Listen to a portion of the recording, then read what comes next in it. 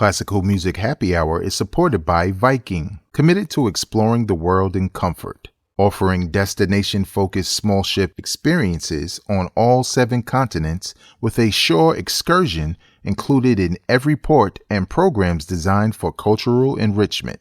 And every Viking voyage is all-inclusive, with no children and no casinos. Learn more at Viking.com. Every time you hear it, it's like long-term friendship that you're returning to, someone you care deeply about. And you don't need to catch up on anything. You just start right where you left off last. From WQXR and Carnegie Hall, this is Classical Music Happy Hour, hosted by me, pianist Emanuel Ax. Each episode will speak with a special guest about their lives, listen to some of their favorite musical gems, play music-inspired games, and answer questions from you, our listeners.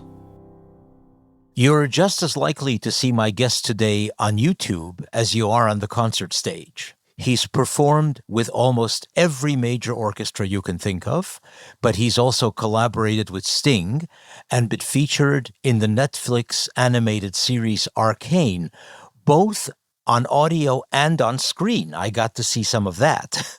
His latest album mixes classical themes with music from television, movies, and video games. And if that weren't enough, he's also the co-founder of a music app called Tonic. Ray Chen, it's a pleasure to welcome you to the show. Oh, thanks so much for having me, Manny. It's a pleasure to be here. How did you start playing? Was that through your parents? Was that something you heard? Were you early on? Were you very young? Yeah, so I started playing violin when I was 4 years old. Mm-hmm. My parents were the ones who got me into it. You know, being a first-gen immigrant, we immigrated from Taiwan to Australia. And like many first-gen immigrants, my parents were all about giving me the opportunities that they couldn't have growing up. Yeah. And one of these was playing music, especially for my mom, because she played a bit of the piano when she was young, but couldn't continue due to financial constraints. So for me, it was very important to her on a personal level that, one of her kids, I have a younger sister as well, who also played a variety of musical instruments, but at least one of her kids would play music. And so it became this thing where she was very invested, if not equally, if not more invested in kind of my musical learning journey. Yeah. Taking me to all my lessons, practicing with me. All of this was done together with my mom. She must be ecstatic now. Oh, yeah, absolutely. She just looks at my calendar and says, you know what? I'd love to go there. That's wonderful. And you played at the Olympics when you were young. Yes, this was one of my early, I think, turning pivotal points. I was 8 years old. I got invited to the 1998 Winter Olympics in Nagano, Japan. Wow. And it was in celebration of Dr. Suzuki. I was a Suzuki Method kid. And so it was in celebration of his legacy. And I think 500 kids from all over the world were invited to play at the opening ceremony of the Winter Olympics, which is pretty cool. Yes. I stayed at a host family local there. We still keep in touch, by the way, to this day, like almost 30 years later. Yeah, it's pretty amazing. And then through that, I loved just the idea of, hey, I can practice this wooden box and it can take me to all these different places. So that was how I got into the whole idea of being a musician. Yeah, and then you auditioned for Curtis. I thought it was so amazing that your mother took you, you went there, you auditioned, you didn't get in. That's then right. You came back a year later. That's right. And you did get in. That's right, yeah. It's quite amazing to me that you could have possibly been rejected once. It doesn't make sense. Well, I was really young at the time. I was 14. And now, that being said, I mean, plenty of people get into Curtis. Gary Graffman was like 9 when he got in, I think. So they're no strangers to young kids. No, I think what it shows you is that the whole process of auditioning and competitions is such a lottery. You just never know what's going to happen. Yeah, I think a lot of it is how you play that day and then who you're up against. And you could be feeling slightly uncomfortable and then you let slip and that's it. Yes, and it could be the mood of the judges too. It could be anything at all. Yeah, but went back to Australia, then practiced a whole year and then got in the second time. And that's all it took for a springboard for a fabulous career.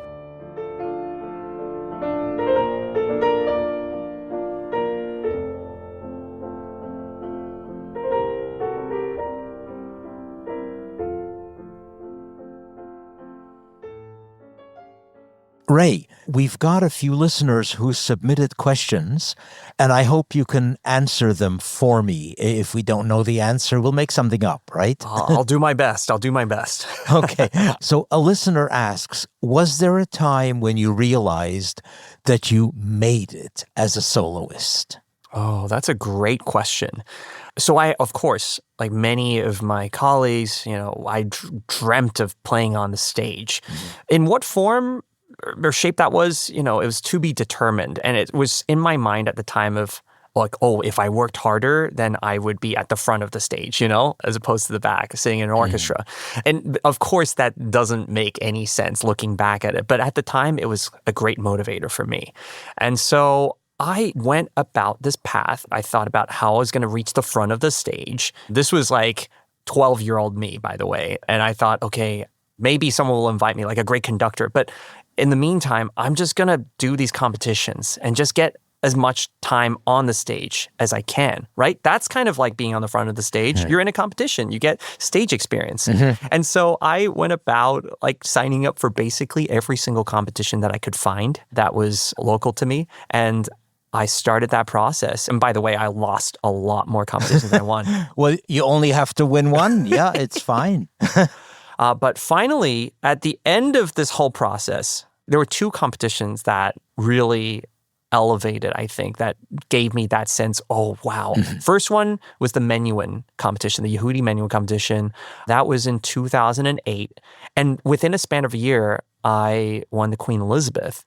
And so the first one, the Yehudi Menuhin one, gave me the feeling of, oh man, I could really do this. It gave me a lot of confidence. It didn't really make an impact to my career. There weren't like many concerts that came out of it, but it made a whole world of a difference to how I approached really myself and music, and it amplified the learning process to a tremendous level. And then the following year, I did the Queen Elizabeth. I participated and won. When I won that, that's when everything was like, wow, okay. It's not just a peek through the door. I've got my foot through the door, and the rest is up to me. Yeah, well, of course, that's a major, major competition.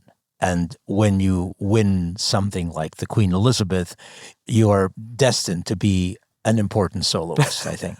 It's a lot to still weigh. I remember when I first won that competition, I just felt this immense weight on my shoulders as I looked back at all the previous winners, all the way back to David Oistrakh, and thinking, oh my goodness, like I have so much to live up to.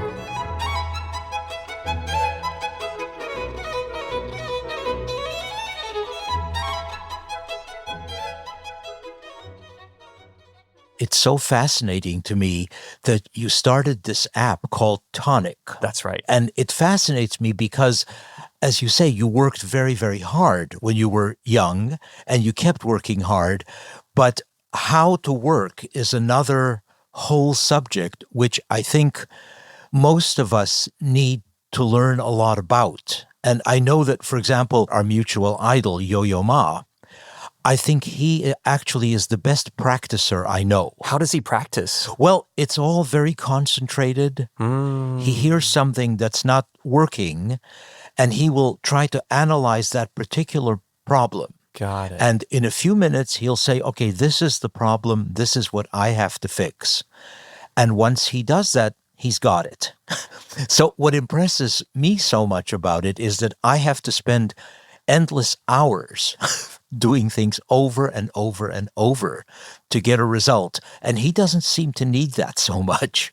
And I think it's the practice habits which are so amazing. So I was going to ask you about Tonic and the whole idea of practicing in front of other people or hearing other people play. That's exactly what it is. So it's a live stream practice app where musicians of all levels, of all ages, can share their work in progress, right? They're practicing, which is, if you think about it, the longest part of the journey, right? The most hours aren't spent performing. Yeah. The longest part of the journey is actually when you're practicing on your own, Sure, right? sure. In solitude, in isolation. Sure. And sure, that gives you focus. But just like the example that you gave of Yo-Yo and yourself, like you guys have figured out to each your own ways of practicing. Most people don't have either that discipline or that framework, their way of practicing. Mm-hmm. Barry Grafman wrote that book, I Really Should Be Practicing, right?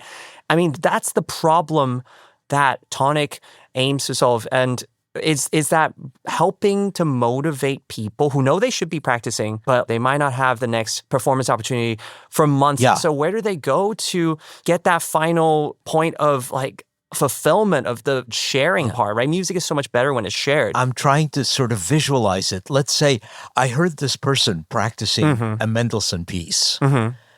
And would he want to know that I'm there? Oh, absolutely. I mean, people want to feel seen, right? And supported. Like, that's kind of cool.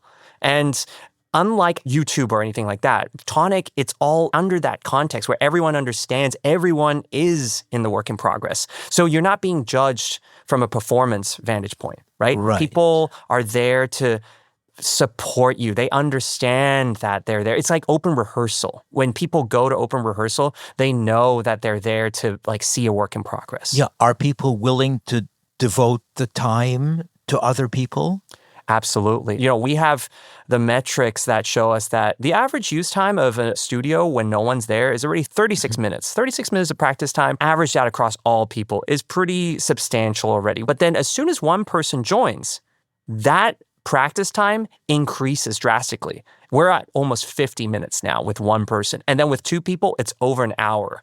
It's like an hour and 16 minutes. From the listener's point of view, it's kind of like a radio, right? It's a radio where you can just listen and then you can interact with the player. So that's pretty cool too. Like both sides give each other what the other side needs and value. It's an amazing idea and connection. I saw an interview you did where you talk about when you play, when you commune with the composer, that's one thing. But when you have someone listening to you, communing with the composer, that to you is the ultimate satisfaction. Yes, absolutely. Because at the end of the day, like we're musicians, we have our own interpretations. This is what I believe, by the way. Our purpose is to share those interpretations with others. Now, of course, you could just play for yourself, but what about that part that's missing? I think it's the part where someone else is there. When that person's there, it's like a chef. You know, a chef's purpose is to serve dishes to others, right? And all of their different ideas come together on a plate. For us, it comes together on the stage, and that stage might be in the living room of someone's house. It could be on the stage of Carnegie Hall, but it's a stage nonetheless.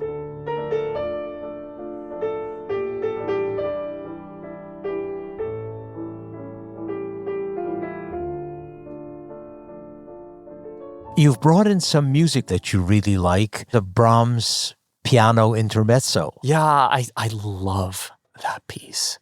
I used to learn piano as a kid. You never learned that one. No, I discovered this piece after I had already, well, I wouldn't say quit the piano. That's a strong term. I may return to it, but where I put it aside momentarily for a few decades. Okay. What do you like about this intermezzo? I mean, I just love how it just begins.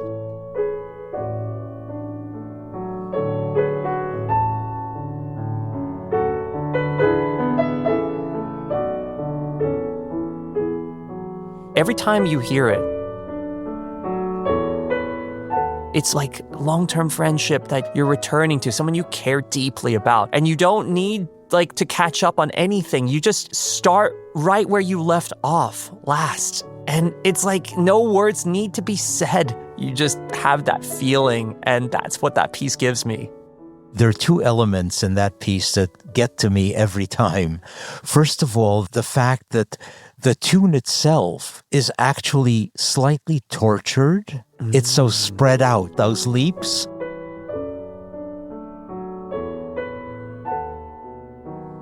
And yet, because of the harmony, it's so incredibly beautiful and seamless. And then the other part that completely gets me is that he always goes to that A. He always goes ta-da-dum, ta-da-da. Yes. And then the very last time, it goes one note higher. Ta-da-dum, ta-da. Yes. Yes.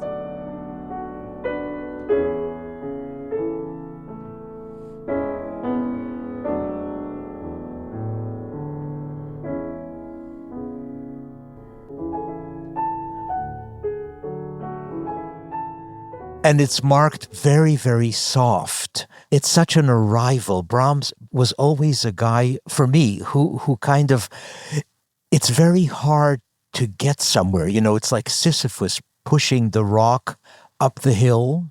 But once you get there, he gets to stay a little bit, unlike Sisyphus. A lot of the time, he's also like Sisyphus in that it rolls right back down and it's depressed all over again. But once in a while, he gives you the pleasure of getting up there and remaining up there. Yeah, I mean, he's definitely not trying to show off, right? No, he's just saying something so quietly and that goes straight to the heart. And it's just so tender and sad a little bit and deep, you know, that all the emotions that are there. Yeah, I love that.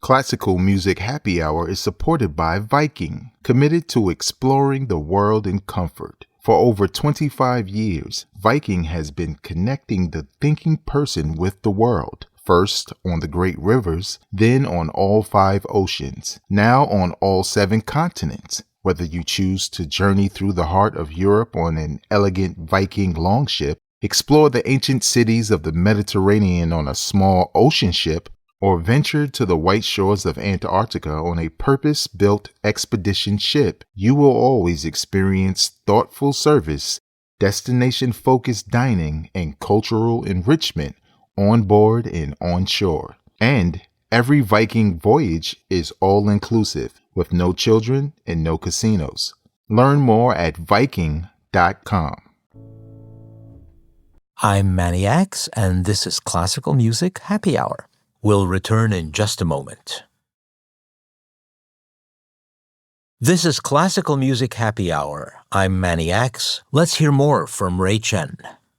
This show, as you probably know, is called Classical Music Happy Hour. What is your favorite drink after a long day? Oh, favorite drink after a long day would probably be a sparkling water that's really cold with ice and lemon, fresh lemon. Okay, so you're not really a drinker. I used to drink, but then I stopped drinking about a year ago. I was undergoing like a pretty heavy schedule back then, balancing between what I was doing with Tonic, with a startup, as well as my concert career. So I stopped drinking for a month, and then it sort of just went on for, it's been over a year now. What is the best book you've ever read about music? Oh, best book. I have to say Indivisible by Four. I love that one, written by Arnold Steinhardt about quartet life, his life in quartet. I read it as a student. To this day, I still think of it as like my highest recommended book in music, about the career especially. Yeah, I love it too. Yeah. First album that you ever bought with your own money? Oh, first album. This takes me back. I think that it might have been... You know, I remember going to the store and, oh my gosh, this is so embarrassing. It was Barbie Girl by Aqua, you know, back in those days. I'm a Barbie girl, you know, that one. I don't, but if it had been the Schoenberg orchestral variations, I would have known it. Now, can I ask you about, I know you've done a number of things with video game music. It's in snippets, right? Am I right about that? Yeah. So video game music is a little bit like recording soundtracks for movies, right? Each scene has a different section, a cue as we call it, and usually it's recorded separately from the orchestra. So you're recording your own part, but you might be hearing a backing track. There's usually a click track to it, but so you have to find musicality in between. Sometimes they tell you, and I get this a lot, oh, can you just be a little less musical because we've got dialogue going over this particular scene, and you don't want to like stand out too much. So that happens a lot.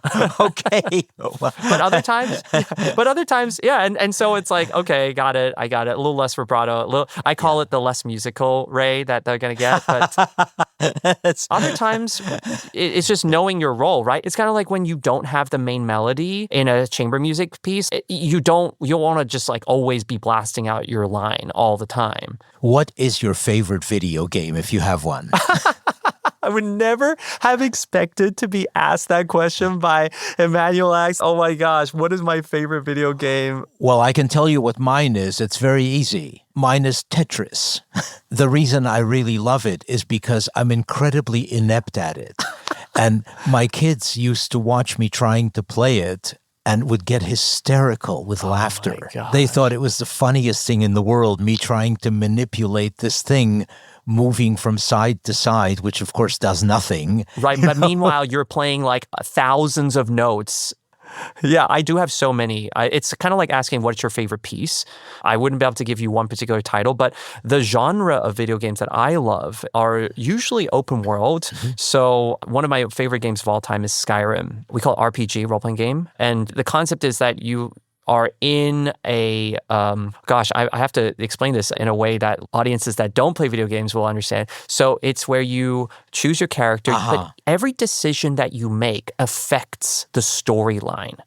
And so that's what makes it really interesting. You're in this fantasy world. There's a lot of fighting involved, but there's also a lot of story involved as well. Several factions are at war with each other, and you're this main character that goes through it all. And it's got great music as well. Mm-hmm. It's written by Jeremy Soule. It sounds very reminiscent of what you might hear from Howard Shore of Lord of the Rings, but like each place, each geography, each region has its own identifiable music. Like to this day, the Whiterun music is still like stuck in my head just from the hours of gameplay that I've been in there.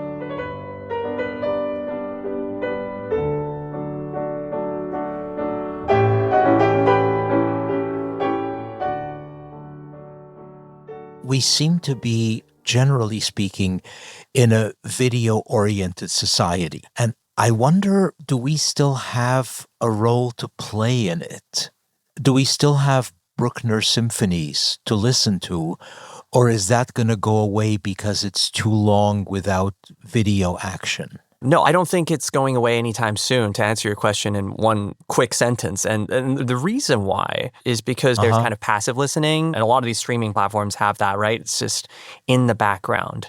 I think what you're referring to with the visuals, that's very active listening. Mm-hmm. And it's kind of linked to social media, the way I view it, as that's the top of the funnel. That's when you're trying to grab people's attention, people who might not be regular or they're just kind of casual classical music fans, or they might not even be regular classical music fans, and you're trying to be like, hey, here's the most epic part of the Mendelssohn Violin Concerto. Yeah. I usually have like some fire emojis that go along with it. You're trying to grab their attention, and then you funnel them in. Now, what happens next is a very long process to them and that Bruckner symphony, right? Or the Schoenberg Verklärte, right? Yes. That's like a long journey for them. But that's exactly what I wonder about is, do you feel there will be people who will make the transition from the 5-minute segment to the 45-minute journey? Oh, yeah. It's just a matter of making sure that at each stage of the funnel, that it gets narrower and narrower, and that's the shape of the funnel, right? It's natural to lose people at each stage. So let's say you have at the top of the funnel a 40-second, TikTok, Instagram reel of Vivaldi Four Seasons, right? That's right at the top of the funnel. Mm-hmm. And so I've had some videos that hit over 100 million views. Right? That's a lot of people. Right. That is so wide. Yes. It would be great if a whole 100 million of those people started becoming classical music fans, right? And so for them, then there's the next part. Maybe that's like the Bach Preludio. And then sort of like funnel goes narrower and narrower, and then you finally get to Bruckner. But unless you widen the funnel, make the whole thing bigger, there's going to be less and less people reaching the innermost part of the funnel. That's just a scalability kind of question. So when people ask, is classical music going to die? I say, not if we keep increasing the funnel, it won't die. But if we start to narrow in and stop thinking about the widest part of the funnel, then yes, it will become smaller. for sure. And that's what's happening. We're seeing that because classical music is being defunded everywhere, right? The top of the funnel used to be huge. It used to be like basically everybody in New York City, just taking one city alone, had something to do with classical music through radio, through television. And now we're seeing it become privatized. Sure, it's moving a lot to these social media platforms, but yeah, it's becoming smaller and smaller. So we have to put ourselves out there now to serve the music to the people and create the top of the funnel all over again.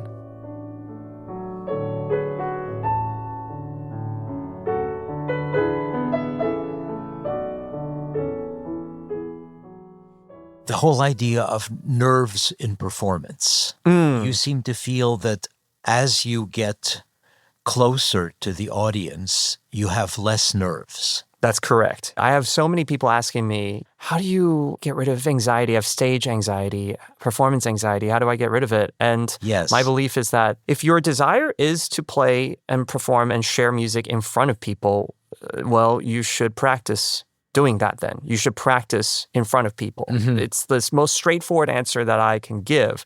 Yeah. And most people just don't have enough opportunity and access to doing that. And so by being able to play in front of people, which is much of what tonic is, that's their opportunity, that's their access. Do you have any sense of why people are terrified of performing? I mean, I am terrified of performing. You are? But I don't know why. No way. Absolutely.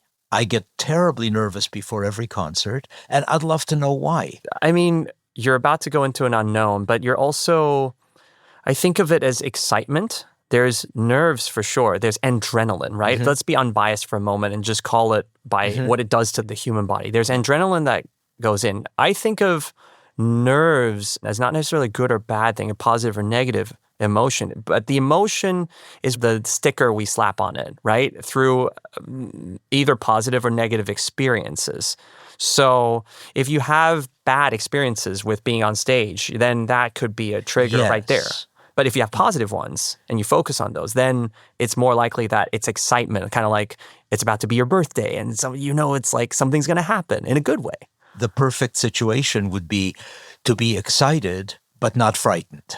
Yes, for sure. Especially when it's live streamed and they tell you and everyone's like adjusting the microphones in front of you. And on top of that, it's going to be also on YouTube or it's going to be live streamed on television. I have to tell you, I am so glad to hear you say that because I'm an oldster now, and coming from my generation, the whole idea of live performance for recording or for television or anything like that is the most frightening thing in the world. Oh, absolutely. So I'm glad to hear you have a little of that also. Oh, I have a lot of that. And the reason for that is because, recordings are done with such care, meticulousness, and it's like I'm ready to present you a legacy piece. Not a snapshot of who I am in that present moment where it could be misinterpreted due to anything. It could be a fly that's like flying in the air or maybe a sweat that went into my eye that makes me unable to see. I just don't want to be judged based on that particular moment. And so, that's something that, is definitely anxiety-inducing for me. You've brought in some music that you love, Bach Chaconne. I mean, from a player's perspective, as well as the listener's perspective, it's just so satisfying to both listen and play to. Yeah. It goes through everything. It's totally my desert island piece. If I could only play one piece, and it was my last piece ever, it would be the Bach Chaconne. Can you play the beginning and tell us what it does? Okay. All right. Let me go ahead and make sure my instrument's in tune.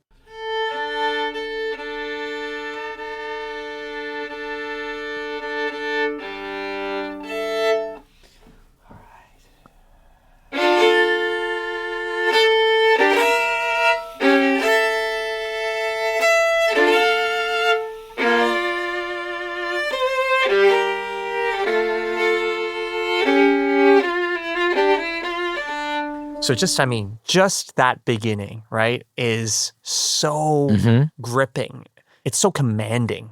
And it's so unlike the rest of what Bach wrote for the sonatas and partitas as well. And now, of course, I'm playing in a very, what some might call romantic style, where it's much more broader and more emotional. But I think the piece deserves that. The vessel of the piece can contain that. What you played... Yes. was half of the theme. Is that correct? That's correct, yes. So it's half of the 8 bars, chaconne, the form that repeats harmonically. For the duration of the piece. For the duration of the piece, yeah. And then we have this middle section, which goes to a major moment, a major key. I guess you could say it's a theme and variations on this harmonic progression, right? That's right. And how many variations? Any idea? There are 64 variations in Bach's Chaconne. Fabulous. And the full repeating unit is 8 bars. So that we just heard the 4-bar pattern. Would you mind playing the 8 bars? Would that be possible? Yes, let's hear it.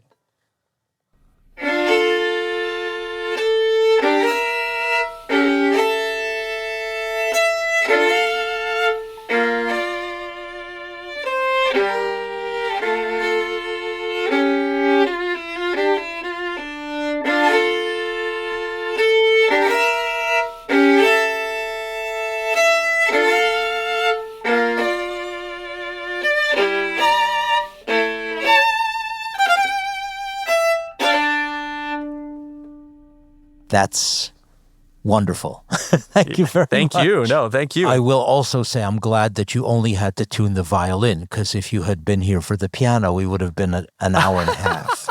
Thank you for playing that and for mentioning how the piece is kind of structured. As you mentioned, there's a whole area in the middle, which is in D major, and then going back to D minor, but it's the same basic repetition of the 8-bar kind of harmonic underpinning, right?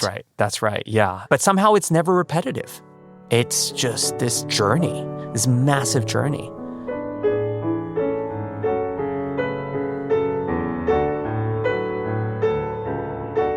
Ray, you play a lot of wonderful games on your YouTube channel, so we decided to challenge you today. Okay. We're hoping you can tell us, is it a composer or is it cheese? Oh, I know this game. This will be quite easy for me because I don't know much about the composers, but I know I eat a lot of cheese. So I should be able to know that. Oh my gosh. Okay, let's bring it on. Let's hear it. Let's start with number 1. Okay. Gruyere. Composer or cheese? Gruyere. That's definitely a cheese. I love Gruyere. Definitely a cheese. I can even describe it. It's a semi-hard cheese made from cow's milk, named after the town, Gruyere, Switzerland. Lovely. Oh, here's one. Philidor. Composer or cheese? That feels more like a composer because I don't know the cheese Philidor. Absolutely correct.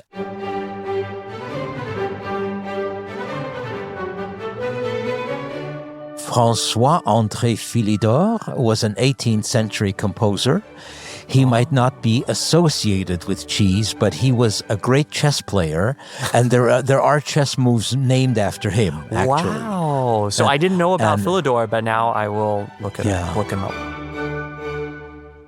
Number 3, Brillat-Savarin, composer or cheese? Actually, this one is stumping me. You know, as someone who, I wouldn't say that I know either very well in terms of know all my cheeses or all my composers. I'm going to go with composer on this one. Okay, you would be mistaken. Oh, wait, say the name again? Brillat-Savarin. Oh, was it in the brie? Is it a brie kind of cheese? No, it's Brillat, Savarin. And what kind of a cheese is that? Named after a famous French gourmet and politician, cow's milk cheese, notes of sweet cream, truffles, and a texture of whipped buttercream. It pairs well with champagne and berries. Wow, that sounds so delicious the way you describe it. Yeah, although I would say Ravel and Debussy also pair very well with champagne and berries. That's true. You know, yeah. And number 4, Rousseau. Rousseau is definitely a composer. Right, but here's the surprise. Oh, no. It's also a cheese. No, what? So there's Jean-Jacques Rousseau, was an 18th century philosopher, writer, and composer. Right. But there is also a cheese named after him. Oh. Entitled Tom de Chèvre Cave Rousseau. Wow. Imagine having a cheese named after you. Do you have a cheese named after you? No. No, I'm afraid not. Le Emanuel Ax. Notes of sharp brie and, I don't know, like apricot and pairs well with the finest DRC. Yeah. I guess I like potatoes. If I ever do a book, it's going to be called The Sensuous Potato. Oh. But no cheese. So this is Tom de Chèvre Cave Rousseau, a goat cheese aged for a minimum of 3 months, earthy, tangy flavor, pairs well with bread, fruit, and cured meats. Oh my gosh, you're making me so hungry right now.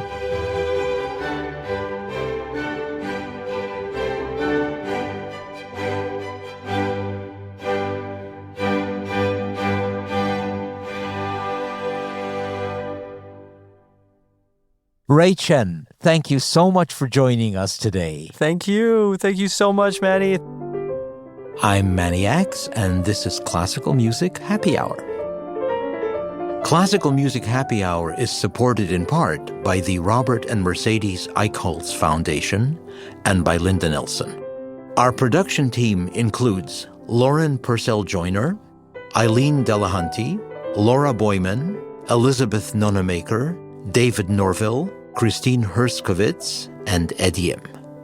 Our engineering team includes George Wellington, Irene Trudell, and Chase Kulpon.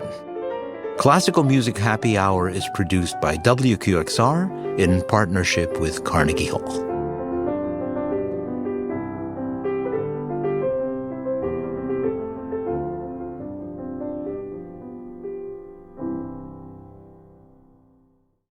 Hi there, it's Manny. Thank you for joining me in my conversations with my guests, playing some games, and listening to classical gems. By listening, you are a central part of Classical Music Happy Hour. Classical Music Happy Hour is a podcast brought to you by WQXR, New York's nonprofit classical music station. It takes a lot to put together a podcast like Classical Music Happy Hour. A whole team of people, time, and financial resources. But it also takes you.